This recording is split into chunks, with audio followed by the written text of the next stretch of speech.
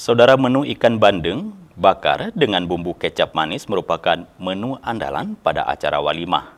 Saudara, menu tersebut ditemui hampir di semua tempat pesta perkawinan di Kabupaten Pidie Jaya.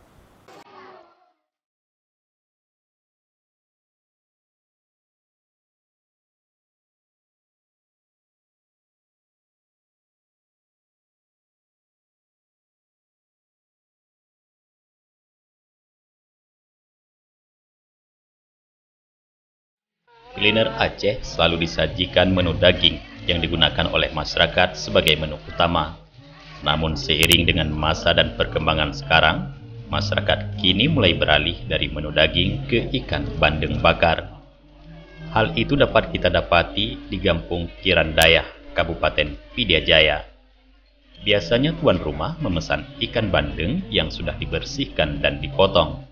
Proses pembakaran ikan bandeng ini diperlukan waktu hingga 1,5 jam.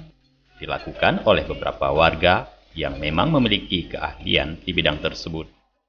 Setelah selesai dibakar, ikan tersebut dimasukkan ke dalam piring, lalu diletakkan di meja yang disebut dengan meja ala hidang Perancis.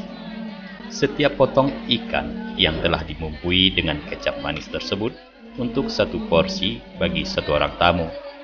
Banyak warga yang merasa senang dengan menu ikan bandeng bakar tersebut, dikarenakan ada sebahagian warga yang sudah mulai enggan dengan menu daging yang seperti biasanya.